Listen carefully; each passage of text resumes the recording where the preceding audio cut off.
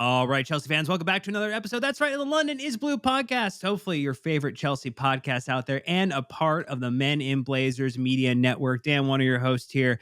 And boy, oh boy, the hot days of summer are here, and we're trying to cool off as a group. That's right, the trio is back together. Brandon, Nick, and Dan to jump into a little summer mailbag edition. That's right. Your questions, our answers, topics about Chelsea, not Chelsea related. But, Brandon had a couple weeks off. How are things going? You staying cool? I'll tell you what, they're going. Unfortunately, it's been very rainy. Like, it's not been great boating weather. It's not been great pool weather, but we're finally going to dip into the high 80s, low 90s in the next week. And 4 out of the next 7 days of rain. So yeah, it's kind of been a shitty summer in Minnesota, to be quite honest. But hanging out with William inside has been nice. It's been easy. When we do take him out, it's not too hot. So we're probably better off that way, if we're being honest. And Nick, have you fully detoxed from your European adventure? Not physically, mentally, or emotionally. No, thank you for asking. Well, we're going to try to add a little bit of light, add a little bit of humor into what is the world of Chelsea at the moment, which can sometimes feel great and a lot of times not feel so good. We're going to do that with the answers to your questions. Again, this is a all listener episode. Thank you for your support. As we do at the top of every episode with the admin that we do to the wonderful community of London is Blue listeners and watchers. Thank you always for those leaving 5-star reviews on Apple Podcasts and Spotify. Always a great way to help support the podcast. It doesn't cost you anything other than a few seconds of your time. Literally a swipe of the finger on the screen gets that 5-star review locked in. Always appreciated. Additionally, YouTube, we are very, very close to 33,000 subscribers at the moment. We appreciate all of you joining us over there, liking and commenting on the videos and hitting the bell icon to get notified when we drop a new one over there. There's some exclusive YouTube shorts that we've been doing. Nick has been on it. He's got another one dropping later this week. There was a CFCW episode update that he did earlier in the week as well. So plenty of content over there that we want you to get stuck in with. You also join the conversation, free or paid, in our wonderful Discord community. And you can sign up for our free weekly newsletter as well that Sam puts together. But Nick, the question on top of a lot of people's mind, there's a lot of talk about preseason. Preseason. Kind of like practice. Practice? A lot of practice. Talking about practice? People asking what's going on with the U.S. Summer Tour, and B1G Tornado asked the question if we were doing anything related to the Celtic game, but I think we've kind of lined up what our summer plans are going to be. So why don't you walk the listeners through what we will and won't be doing, because I think we've made some key decisions here. Yeah, look, so if you've been following Dan or I over the last month or so, you'll note that we have been on some pretty baller personal time vacations, which is the first time. Is that allowed? That. Yeah, well, we did it anyway, despite what our bosses said. We just went on a big trip and look, I did Europe, Dan did Japan, and it was excellent to get away. And we kind of planned those trips before we knew the club were coming back again for the third straight summer. And so while we will not be participating in the way that we have the last 2 summers at every single tour stop, doing live shows at every single tour stop, there's still a possibility that we may pop up surprisingly at one of the stops. But more than likely what you're going to see is our programming will be live. So if you have joined us for a YouTube live after a match before, we're going to be doing a lot of those as we head through the preseason. We get our first looks at what Enzo Maresca and co are going to do. And we're going to be doing a ton of content with YouTube specific videos, with podcasts, and really just fill up the content engine during this time. We're looking forward to the start of a new season. It's always kind of a breath of fresh air to get going again. And it's been nice to see, the boys back at Cobham getting some well-earned conditioning in at this point in the year. But for those who are asking, hey, are we doing an event at the Celtic game or the City game or whatever? Right now, the answer is no. And we will let you know if a surprise option is on the books. We're still trying to figure out what that looks like. Dan, we will also potentially be doing something fun with the Chelsea women's preseason. Well, we'll definitely be going. We will be going to the game. It's not in New York, it's in New Jersey. Let's just be very clear about where the games actually take place here. you take the train, then you take the path, then you get to New Jersey, and you would get to see. Gabagool, Dan. Gabagool, Gosh, indeed. you're talking yourself out of another trip to the industry if that's what you're going to do here. Come So on. just, I want please Gabagool. stop doing that. We will be attending, or at least Nick and I, maybe we could sneak Brandon in. We'll see, for the Chelsea women's game against Gotham. And that's going to be a real cracker of a game. Very much Really looking forward cool. to that. To see Bombastor's, squad as well will be very interesting. Obviously, it's a massive change for the women's side, in addition to the major changes the men's side as well. So there's a whole lot going on this summer. But I think as we kind of bridge into the last thing we want to talk about before getting all these listener questions, Brandon, is the fact that club announced some pricing and some sweeteners, I guess you would call them, or reasons why you need to pay for and potentially attend a Inter Milan friendly at Stamford Bridge on August 11th if you have any desire to get a jump start on loyalty points for next season. Yeah, I think we're definitely starting to get an idea of, how it's going to play out. We knew the ticket prices hikes were going to come. They've come, and now they're even going to milk the Milan friendly coming up as well. So they've gone up. CFC Daily giving us kind of the barometer of what it used to be. So back in 2021, when they had a friendly at Stamford Bridge, they said it was nowhere near a sellout, and tickets are priced at $30 for adults, 15 for U20 and seniors in all main areas of the stadium. Now, look, this is like a Taylor Swift ticket package. Like, depending on what seat and like what the line of sight is, you have a different fee and things. And it's just going to make things complicated. And this is going to annoy people, Nick, in my opinion, to the point where it's like, I don't want to deal with it if like I'm 2 seats over, it's an extra 5-10 pounds. But they're just making it very clunky and unnecessary. Especially like, wouldn't you want to excite people before the start of the season? New manager, going to be new players. Nope, we're gonna make it tough. We're gonna make it difficult for everybody. Right. I kind of view this game like, again, this is going to be the sixth preseason game that Chelsea play before the start of the Premier League season, which, by the way, guys, is about a month away. We're talking about a month. Today's the 11th of July. So you're listening to this on the 12th. Our first game's on the 17th or 18th of August, right? So we're like in the ballpark of 5 weeks before the start of the season, and they're going to play 6 fucking matches before the start of this thing, and one of them's going to be at home. And I look at that as like a send-off match right before the start of the season, right before City comes to Stamford Bridge, to build excitement, to build awareness of what Maresca and the players are going to do, to give them a little bit of fucking energy before they admittedly go to the battle with the most difficult boss in the league. And so it's just odd to me that this is how they're gonna, kind of extort a little bit extra money out of people before they get there. And I think the thing, Dan, that really pissed a lot of people off is they had to update the policy on the website because it previously said points. A lot of this is around loyalty points, right? Which is a big deal, especially if you go away. It's almost impossible to get, away tickets without loyalty points. Points will not be awarded for attendance in any domestic cup final or FA Cup semifinal, for Chelsea women matches, or for academy or friendly matches. They then updated that to say in brackets and spelled incorrectly, unless stated otherwise. So It's a good to me, three-word match review right there. I unless should start using that. unless stated 3-word otherwise. FU review. That's I just don't. I like, why this own goal? Why now? There's a lot of great questions there. If you're having to update your policies on the back of a decision, typically I would say that is not a pro consumer or a pro customer or a pro supporter type of move. However, they want to view the individuals. I would say we view ourselves as fans and supporters. I would say that is likely a poor decision. And I think it does, though, trap people who are thinking about away tickets this season, who are thinking about some of the Yeah. allocations potentially for some of these conference league games where there might be very low allocation provided.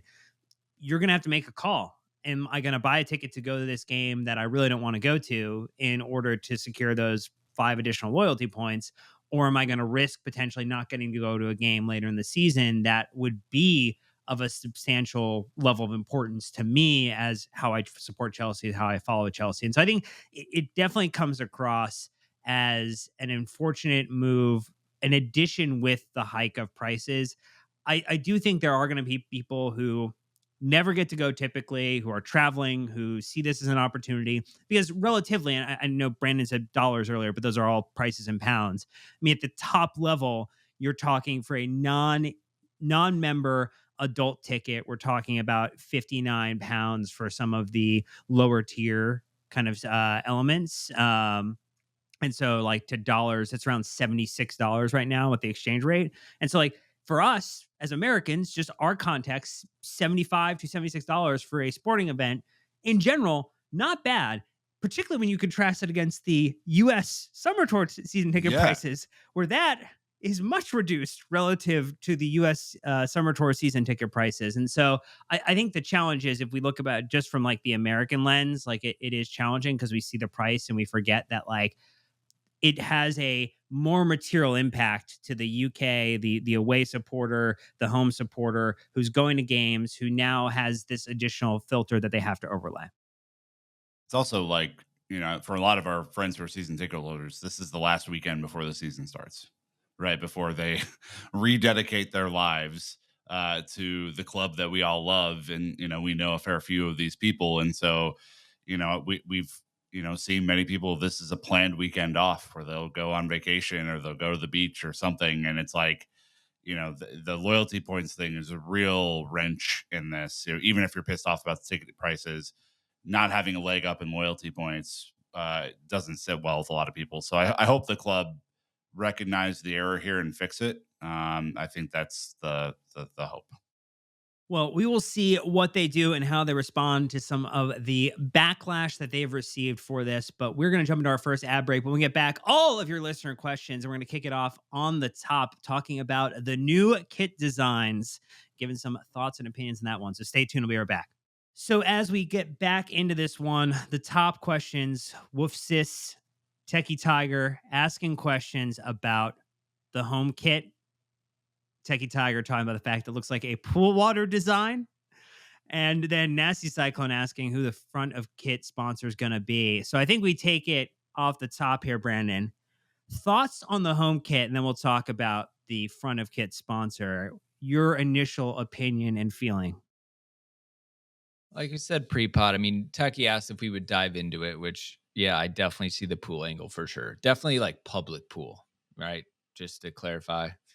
But I was like, this is like when you accidentally knocked over like the bubbles on the blacktop on the playground and it has a little bit of the gleam, the different colors. Like, look, this is one of those traps, right? Where like it looks dumb in a picture and then the team's going to go out there and it's like going to change when you sweat in it and look cool or something. Like I'm prepared to pass this one so hard. The worst part, Nick, is I didn't even see this right away. You pointed out the shorts match, but like you almost have to, like, having a solid color with whatever that is would actually probably be worse. But either way, it's different. I wonder if they're going to do like every kit's different, that type of a thing where like no two kits are the same. I don't know, but I don't like the red trim either. It just, Yeah, in the original mocks, it looked like it was like a turquoise and orange sort of like secondary third color sort of vibe.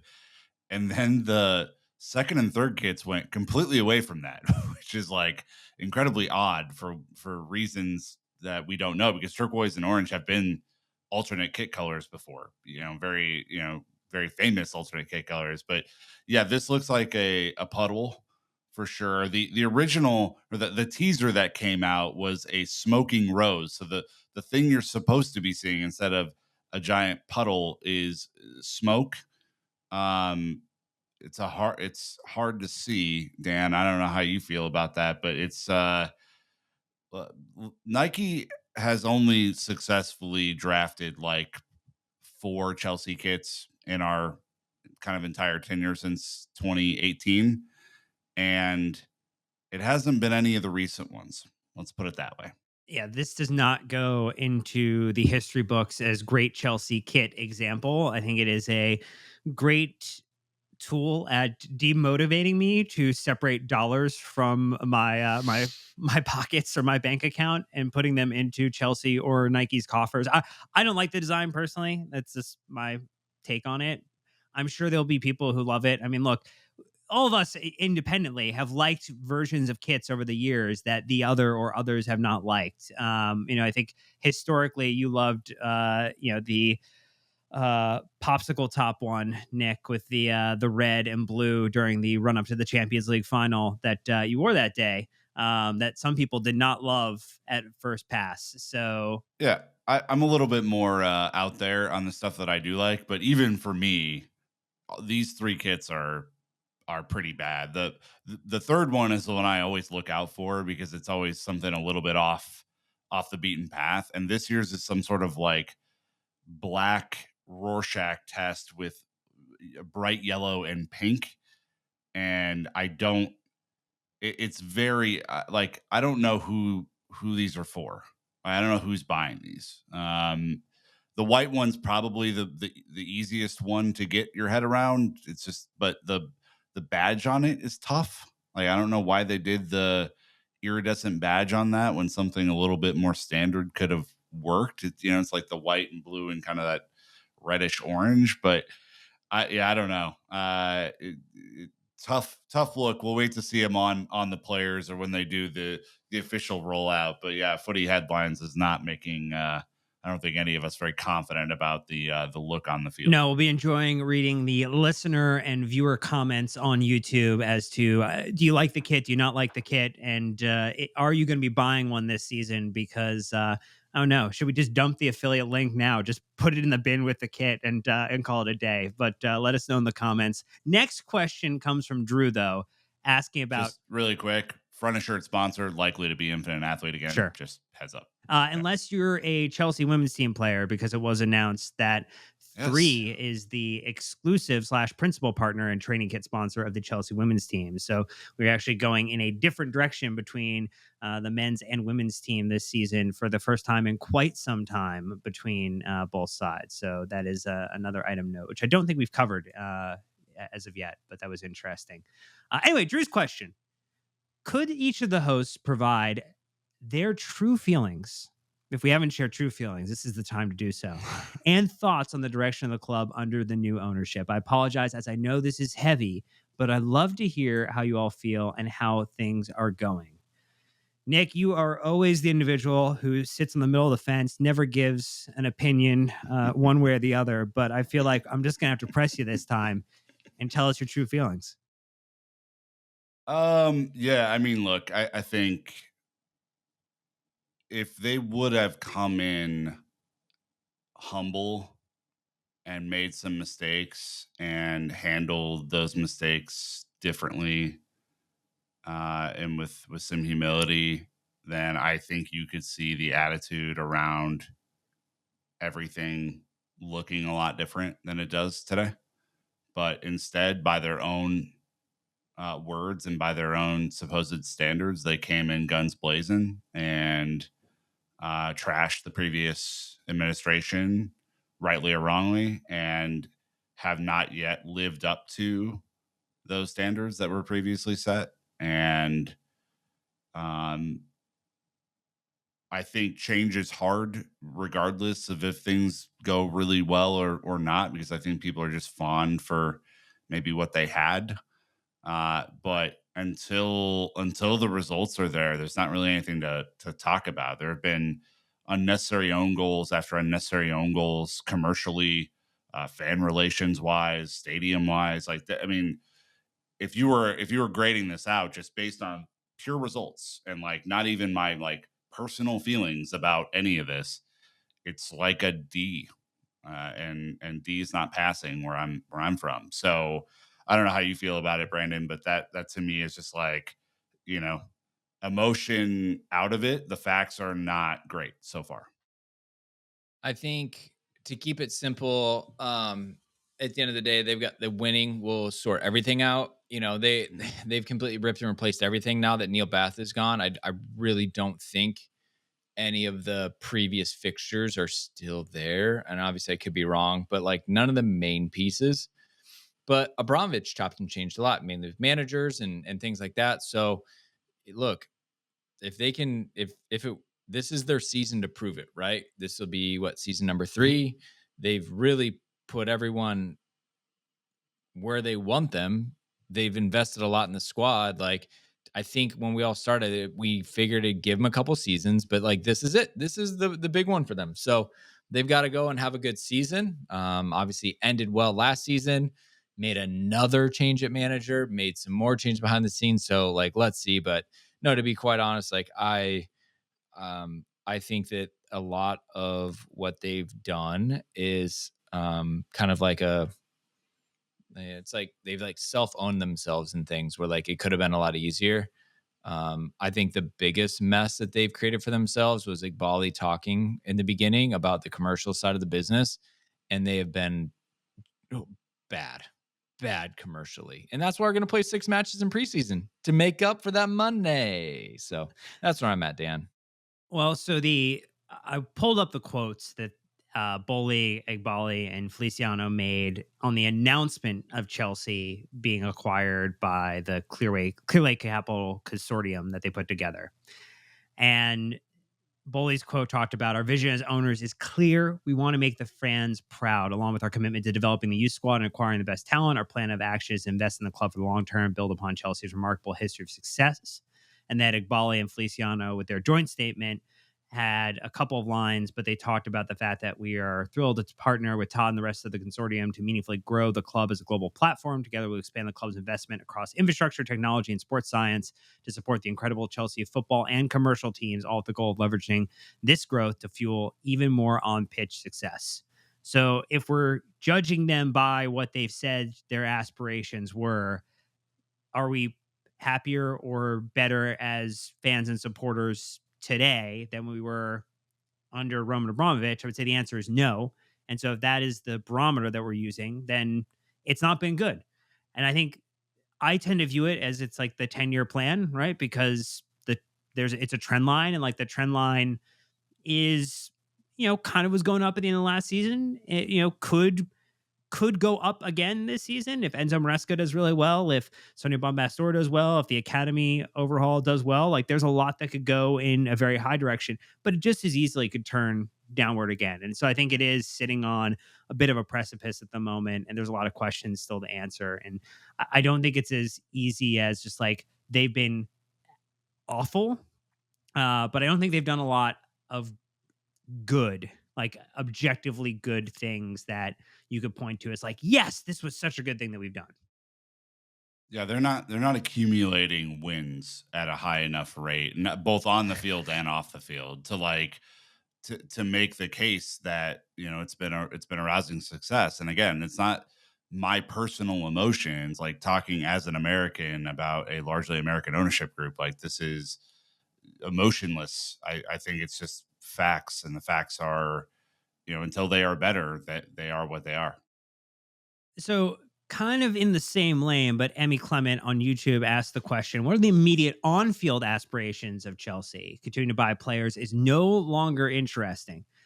YouTube trends would maybe disagree with that, because when we buy a player, people do like to listen into those episodes. So but I get where you're coming from. Not buying players, winning on a signing doesn't feel super great. Winning on the pitch, winning trophies is the best thing in the world. And so I would say that the immediate aspiration for Chelsea Football Club on the men's senior team side this season is, you're in the Conference League, go and win the damn thing, because you're punching down effectively. You are going to have the most, one of, if not the most expensive side in that competition by a massive margin. And so if you don't win it, like, that's a shame on you type of scenario.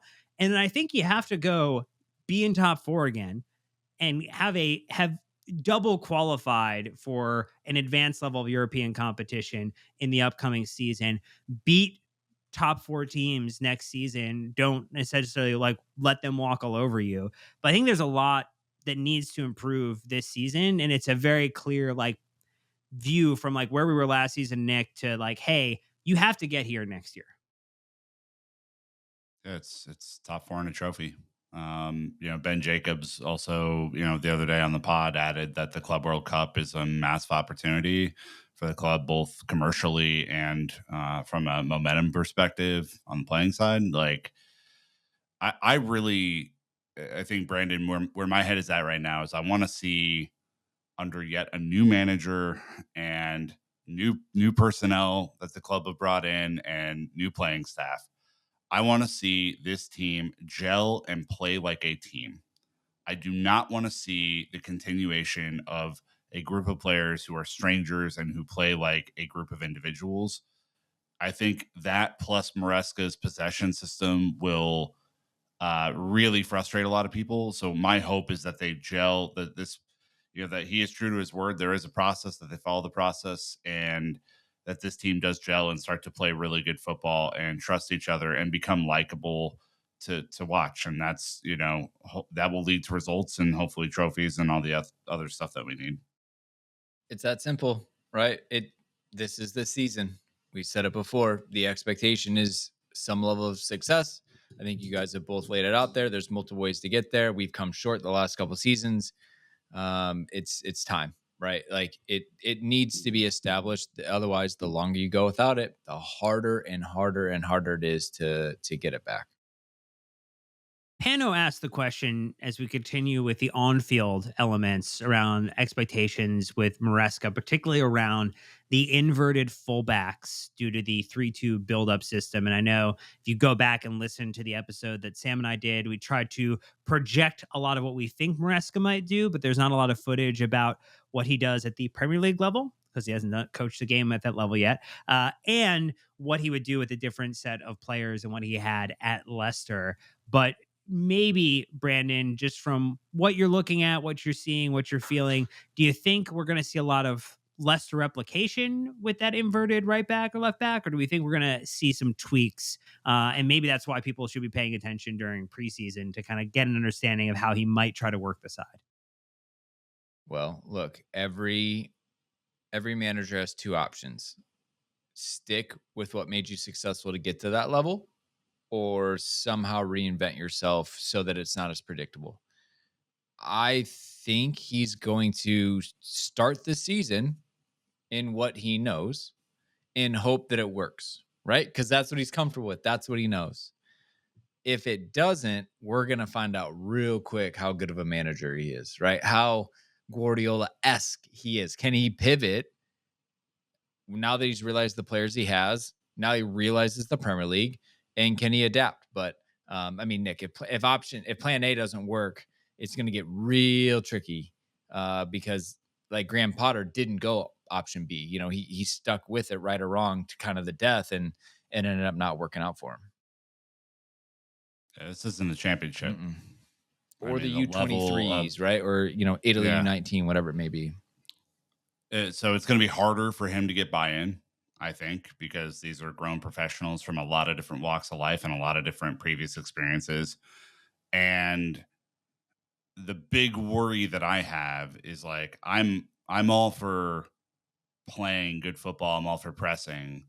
This man-to-man element of this Maresca press, I think, against a good Premier League side is picked apart so easily.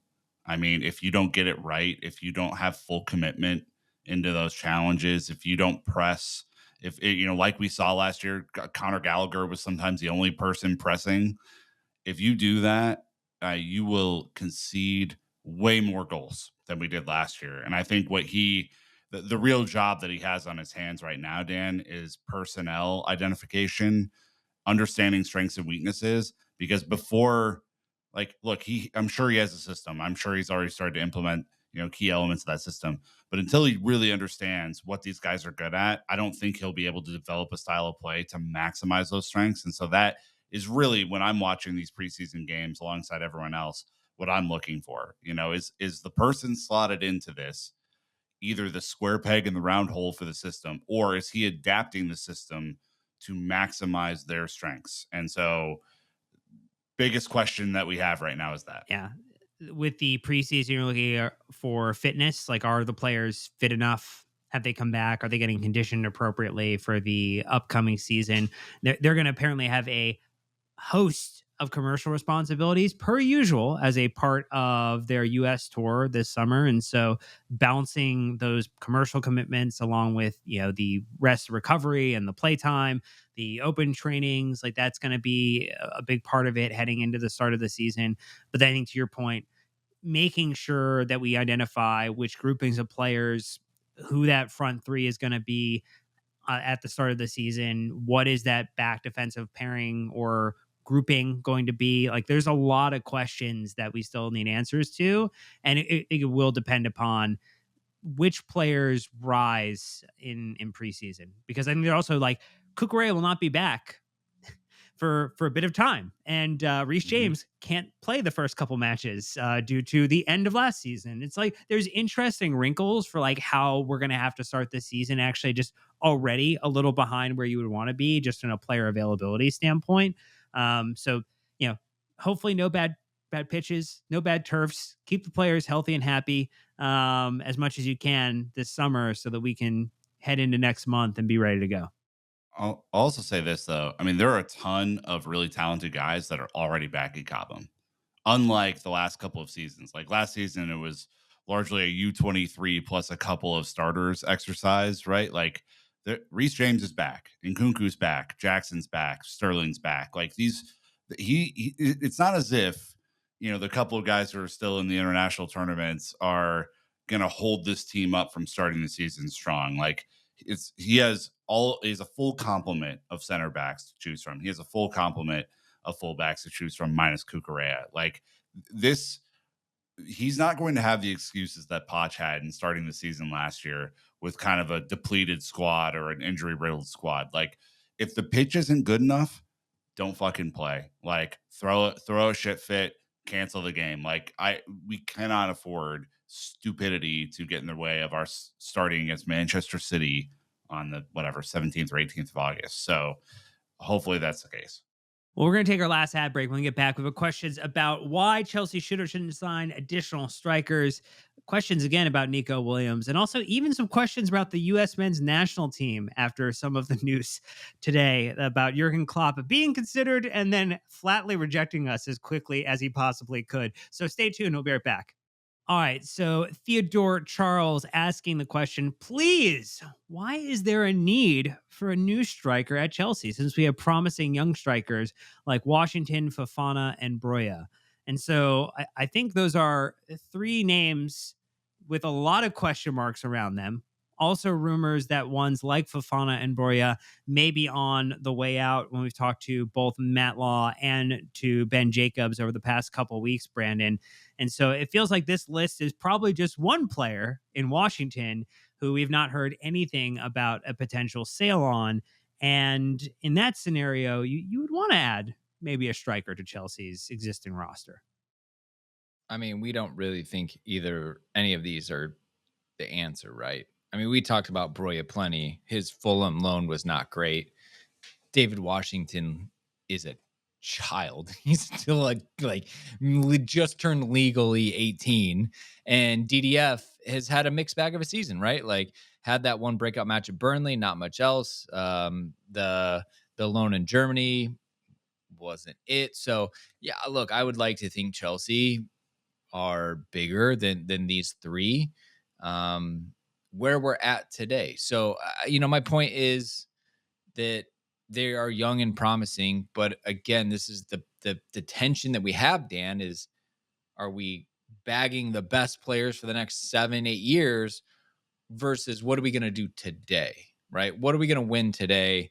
You need to add some class that can contribute right away. And I think Nico Jackson, credit to him, was a good example that he was able to come in different league, young, and figured it out in a season. But most players don't.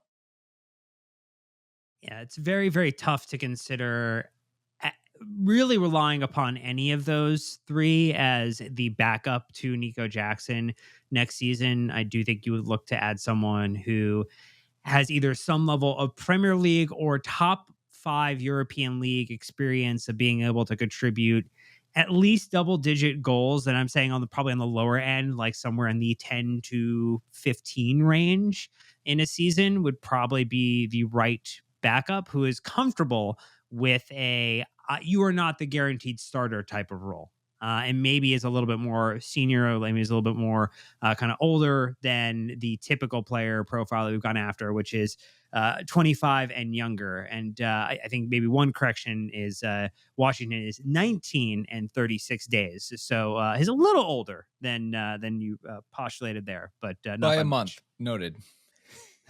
Here's just one option that wouldn't be that expensive that I think everyone would love and get everyone back on side. Tammy Abraham, available roughly 20 million pounds.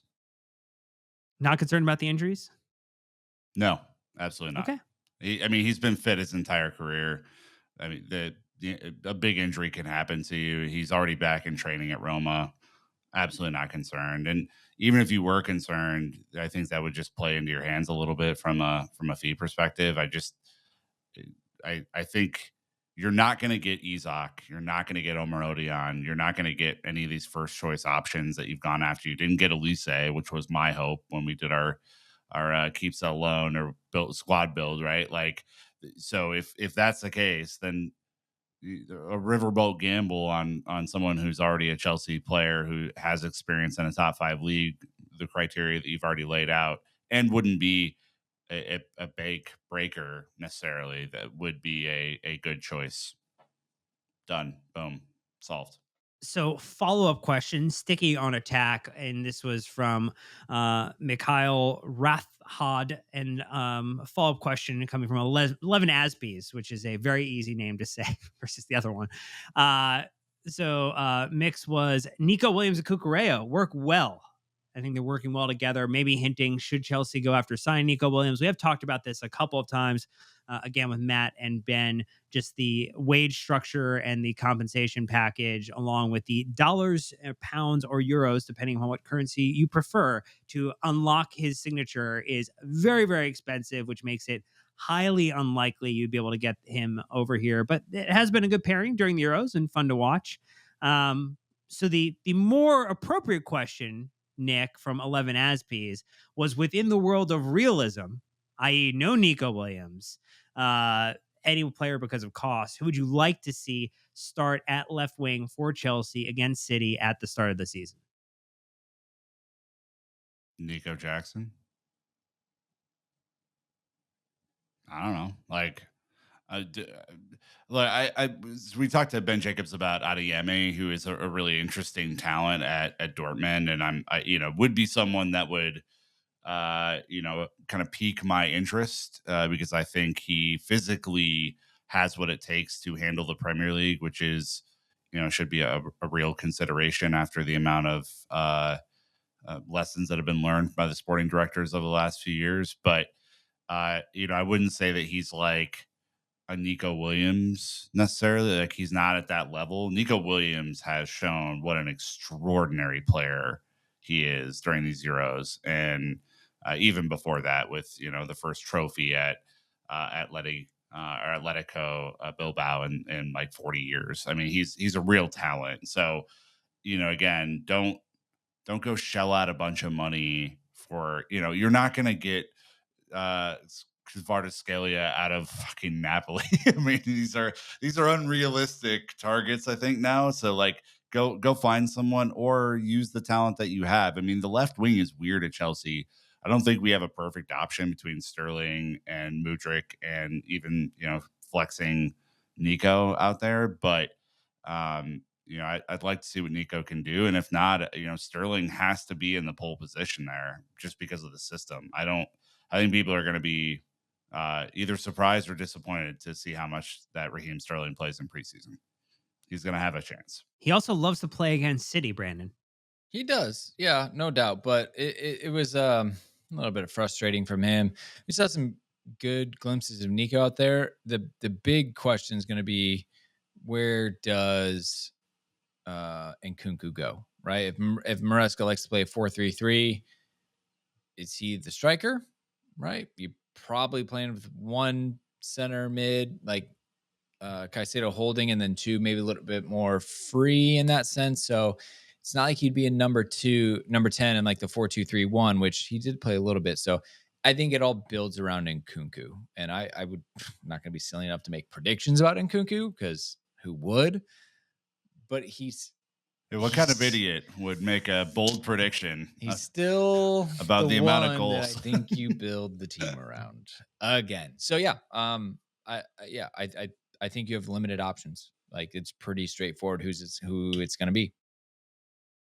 So we had questions from Brian and Topher about the U.S. men's national team, and I know this is a Chelsea podcast, but we'll indulge the listeners. So Brian asking, who would our pick be to captain U.S. men's national team? And then Topher asking, what manager do we want for the U.S. men's national team? And Nick, I think you more than Brandon and myself firsthand have experienced the pain that Greg with three G's can enforce upon a person. So I will give you the floor to share what your fun opinion is, because I like your pick. I like who you want to go for. Yeah, I mean, look, let me just say this off the top. I was at the Copa America game where the U.S. lost to Uruguay. It was not a bad performance by any means. Uruguay is a very, very good team. And on another day, quite punchy. Could be in the, yeah, quite punchy indeed. On another day, could be in the final, although I think Colombia is superior to them. But the whole tournament for the U.S. was a disaster, the way it was handled. And Greg obviously went out as meekly as he came back in. And so that's a tough look for everybody. My pick for captain is Tyler Adams. I don't think there can be any doubt about that. I do think that Pulisic ups his level of play when he's wearing the armband, which is great. But I want my captain in midfield. Personally, that is who I think the best captain of the team is. And that's just who I am as a person. What manager do I want? The only consideration is the 2026 World Cup. We don't have to qualify for the World Cup. There's no CONCACAF qualification. There's no bullshit. This tournament that we just got knocked out of very early on was basically our warm-up for the World Cup. What is the World Cup? The World Cup is the knockout competition. Who is the best knockout competition manager that's still in and available? In quotes, I don't know if he's actually available or if he would even hypothetically consider this. That would be Thomas Tuchel. Thomas Tuchel is a great knockout manager. Maybe is a little bit tired of the bullshit club life for a little bit. Maybe wants to take a little bit of vacation in the United States.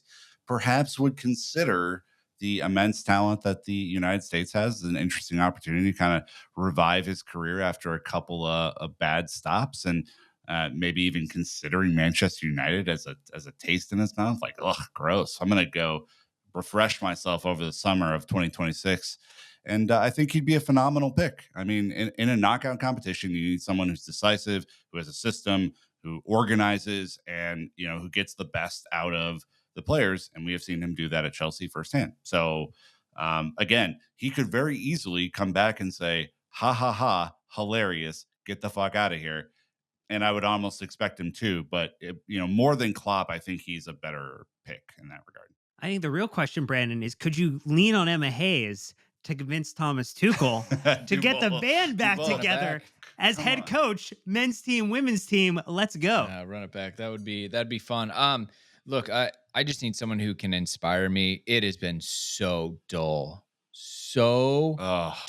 Like the most exciting thing that Greg did was the behind the back bounce pass, and I could care less. So they are reporting that Hervé Renard, the France women's national team coach, is in the running. Obviously, Steve Cherundolo. Like, okay, great. Like Klopp already said no. I did want to shout someone out, Ben Wright on Twitter, saying U.S. soccer has the opportunity to do the funniest thing ever. Bill Belichick. There you go. It's a good Photoshop. You gotta play fun.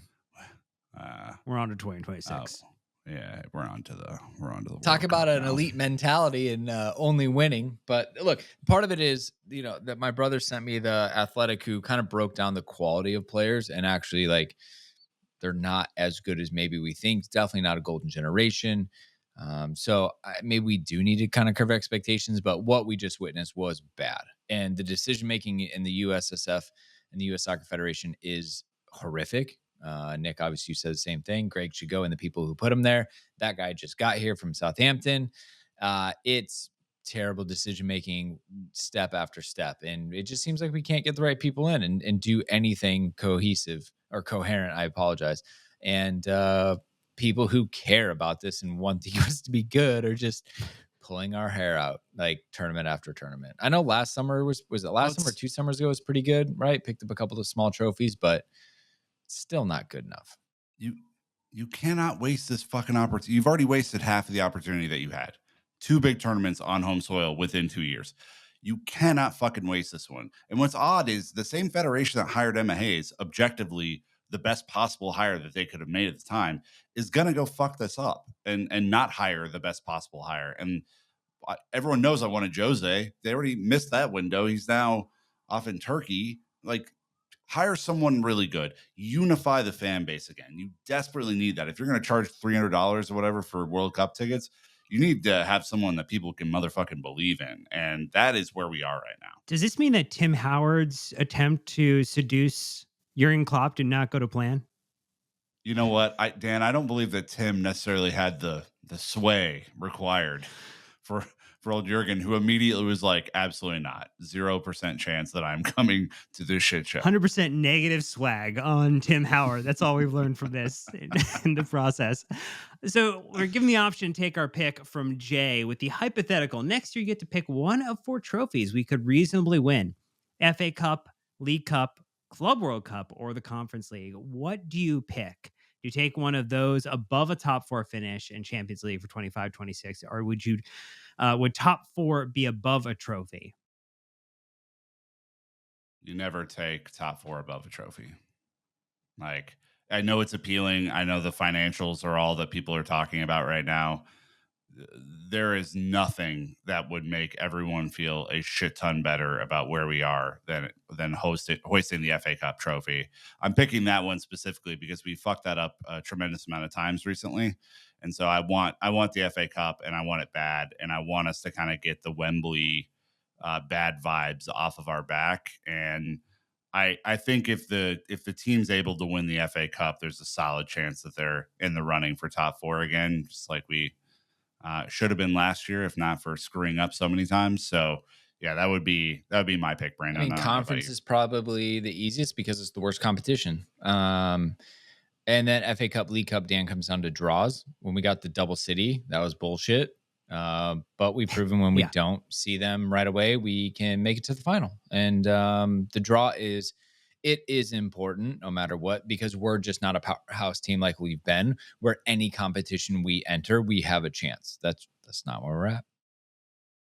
Look, getting to chant the only team in London with a European Cup against Arsenal and against Spurs supporters always feels amazing, even in the worst season. And so I think winning a trophy far and away is important. I think I would again take the Conference League as well, because then you would also be able to say that we've won it all, and you can actually then update it to be that we actually have indeed won it all with this addition of a new division of the competition. So I do think that's important there. Essie and Stan asked the follow-up question is, do we think we'll travel to London for the title parade next summer?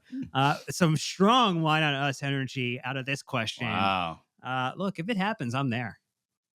Yeah. Why not? Book it. Rounding it out, we did have some questions about summer memories. People want to know, what was this import asking, what was your favorite non-football related activity you did this summer? And then Brad asking, what's the best food you've eaten this summer? And so, Brandon, I Nick and I've shared a little bit of our stories, out there in the world, so people might be aware of what we've been doing. But you've had maybe a little more quiet summer, so why don't you go first? Yeah, that is true. Obviously, we can get only a couple hours out at a time with William, but we did just celebrate our wedding anniversary this past weekend.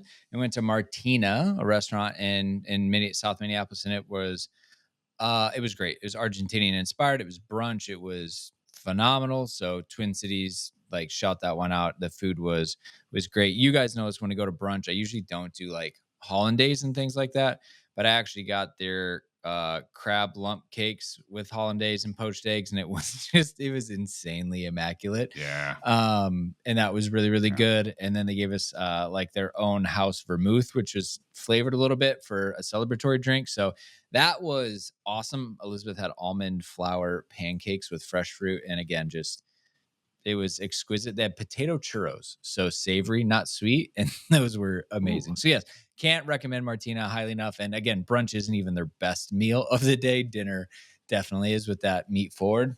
So that's it. Otherwise, I've been grilling a lot, as we're home. Been just crushing the chicken thighs. That has been my absolute favorite thing to cook because you can't really mess it up. As far as like non-football related activity, again, we haven't really done much, with the little guy, but I guess I would just say we've been able to like spend a bunch of days boating and things like that, right? So a little bit of lake life in Minnesota is really what we have to look forward to. So it's been good. Nick, try not to fill it all with the time in Spain because you were in other countries, but I feel like that might be the top of it for you.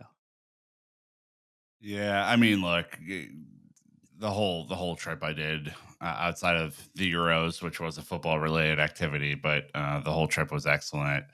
I would say going to the F1 race was great. That was a unique experience, but I really did enjoy the Festival de Saint Juan or whatever, the Solstice Festival in Barcelona. Stayed up till 6 a.m. and got hammered on the beach. It was wonderful, and something that I don't get to do a whole lot, and so that was really unique. The food, I mean, God, Dan and I probably have 8 hours of dissertation on the food that we ate, but I will say the two best things that I had on vacation that are tied in my book. Arcano, which is a tapas place, had the best octopus that I've ever had, and I'm not a big octopus person, so it's good if you kind of is a head turner on a dish that you're not necessarily too fond of, but then all of the kind of Spanish classics as well. And then Brigadier's, which is a place that we've all been before, but I went back with a big group of people hoping that it would impress, and boy did they deliver again. It's butter chicken wings. It's different sorts of Indian food that's a little more dry rub, and their lamb chops are unbelievable. So those are the two best meals I had, and yeah, I want them again and again and again. Look, being in Japan for 2 weeks, I would say the non-football stuff, because I did do two matches over there, had to be just exploring randomly. Like I went with very minimal plans around like what was I was going to do on any given day, and even like altered like the back half of my trajectory because I was like I wanted to go to Hiroshima, but I was like I want to spend more time in Tokyo and the surrounding neighborhoods, so I'm just going to like change the back half of my trip. I would say the coolest thing though, did make friends with Dave and Kate who live in Connecticut. We were sitting next to each other at Monk in Kyoto. We're having a bit of a pizza dinner together. If you've watched the Netflix series on pizza, Monk is featured as one of the restaurants there. But we hung out like as a group for like the next like 3 days as we like bummed around Kyoto. And like it's just really cool that like if you're open to it, like you can make friends when you travel abroad, and like you can also bring them Hmm. back home if they're close, which is a really really cool thing. In terms of like favorite things I ate, I'll give you three. I have a list again that's much larger, and again, Nick and I probably could do a whole separate podcast on this. The oyster ramen I had in Osaka is absolutely like the best individual item that I ate the entire trip for like a lunch or dinner type of thing, with also a bunch of like perfectly fried oysters on the side, like salted perfectly, a little bit of lemon slice too. But it was great. From a like a late night dessert thing I found randomly in Kyoto was a ice cream and coffee bar, and it was a salted milk and olive oil ice cream with a side of coffee liqueur that they like house make. Exceptional. It's also like midnight and a very very hot night in Japan and in Kyoto, so it was perfect kind of cure for that. And then like the pastries across the board, absolutely incredible. There was like a curry croquette that was almost more like a donut, and a chocolate and banana croissant that I had in Kyoto that were just exceptional. But I'm really surprised I did not come back from Japan 10 pounds heavier, and maybe it's a good thing. I lost weight. I mean, it's wonderful. That was great. So last things that we'll round it out here, because there is a bit of weekend football coming up, some finals with Chelsea players involved in a couple of these. We do have the Copa and Euro finals coming up here. And so I just wanted to put it to both of you, and I'll share my opinion too. Copa final, Euro final. We'll start with the Euros. England or Spain? Who are you picking? Nick? Since the first match that I saw them play, I predicted that Spain would win the Euros. They've been by far the best team at the Euros. It's not been remotely close. And I think in a different world, this is probably a Spain Germany final. But the way that the draw shook out, that was a quarterfinal instead of a final. And so. Yeah, I think Spain are. I'm sorry to all my English brethren out there, but I think Spain are going to win relatively comfortably on Sunday. No, Disagree, I've Brandon? got Spain as well. Look, they've beaten Germany, they've beaten France, they've actually scored their own goals. England, look, they had the easier draw, but I mean, Spain's got confidence. England snuck in, so I do think that's a huge leg up. So credit to England for winning a penalty shootout as well. I mean, I think that's a good confidence booster. But no, I kind of enjoy having like Spain back. It's been a bit. I think the smart money is on Spain, but I just think that Gareth Southgate has some stupid luck this tournament. Like really, really stupid luck. And I just don't know how he's conning his way into wins. And this is probably the time it runs out. I think this is just, I don't know. I have some weird feeling that England is going to win this, and which is going to be like a blessing and a curse, because I do think they would want to upgrade from Southgate, and he'll work his way into a Upgrade. I mean, if they won, what could you say about the fucking guy? Like, I know it's been awful football. I haven't enjoyed watching it personally, but the results are what they are. I mean, he's done a pretty damn good job, and it's difficult. Like, I'd be really happy for our English friends if they won. I think they'd be insufferable for a little bit, but it would calm down after a little bit. I just don't.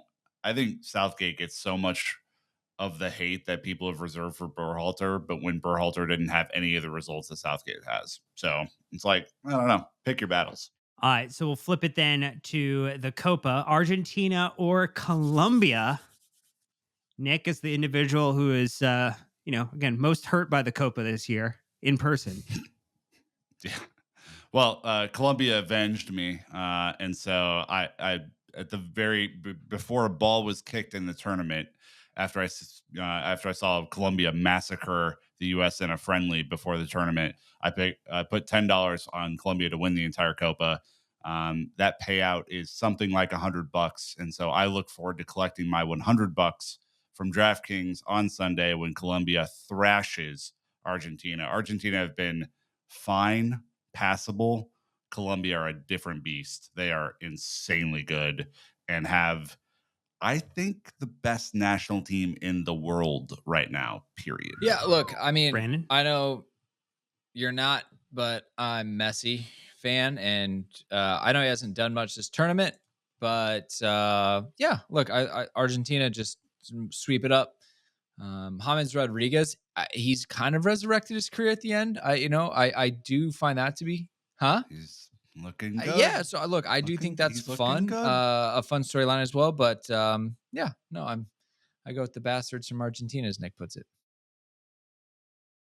I'll split it, and it's only because I know a bunch of Colombian friends in South Florida who are now spending ridiculous amounts of money because the tickets Oh my at a god. low end right now are in the thousands of dollars. I'm not sure how much my friend Felipe and his brother paid for their tickets, but I gotta support Colombia in this one. I'll be rooting for them to win this one over Argentina, despite our guy Enzo.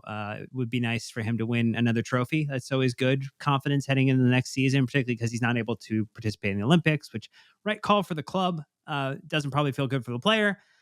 I'm sticking with Colombia though. So we've got a little bit of a split decision on it. We'd love to know if you have different opinions. You should leave comments get in Discord, chat it up with us. The International Football Channel in Discord has been on fire the last Ablaze. month. Almost like Match Day Madness. But that's going to do it for this episode. So this is a fun mailbag. It was a good opportunity to get back answering your wonderful listener questions. We really appreciate it as always.